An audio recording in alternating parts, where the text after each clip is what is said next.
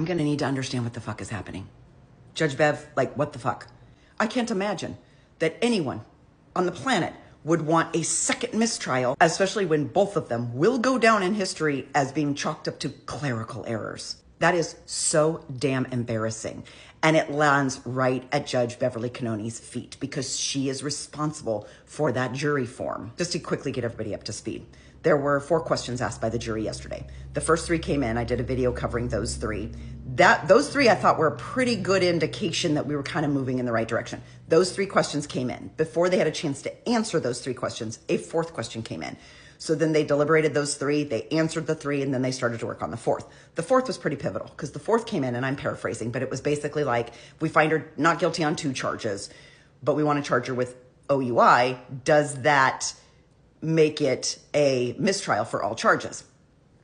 The answer is no. You can charge, you're supposed to independently judge each charge.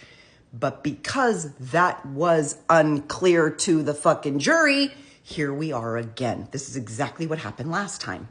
We found out after the last trial was over, a lot of those jurors came forward and they're like, we just thought it had to be unanimous across the board and we couldn't unanimously decide on all 3 charges the same. The last one, all that money, all that time spent, and it basically comes down to the form being illegible, right? Like it's just a clerical error. That's literally what it was. It wasn't these people sitting in judgment. It's them having an inability to complete a form properly because of the way it was written. It was a technicality, and we're back here again because of that technicality.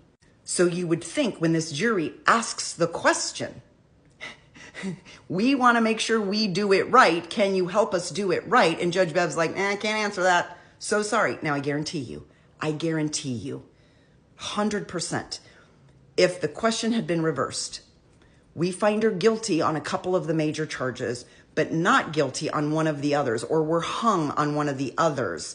Does that mean we hang the whole thing? I guarantee you Bev would have answered that question. I guarantee you she would have said, judge each section separately, and those decisions and those judgments will stand alone. I guarantee you she would have answered it. I got to tell you, as much as I think I agree, I think she should be charged with some sort of OUI. But if I was under the impression that if I voted for an OUI, that it was going to hang everything else, I'd give up the OUI because I'd say there's no way this woman deserves to be tried for murder or manslaughter again, ever again. Judge Bev, Hank Brennan, the entire Commonwealth, they would much rather have a second hung jury. They do not want the words not guilty tied to Karen. If it's a hung jury, they can go, well, we still think she did it, but we're out of money and we're out of time and we can't do it again. She got away with it. They would rather have that.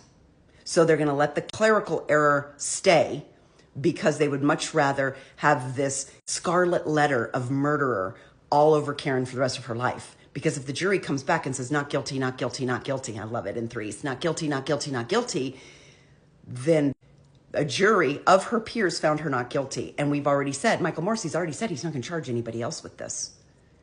So John O'Keefe's death goes unanswered. There's no justice ever for the O'Keefe family. They could solve the clerical error, but then it doesn't work in their favor. So that's what Bev is doing. Let's see which way the jury rolls. Hopefully they decide they can do each charge separately and they come back today with a verdict.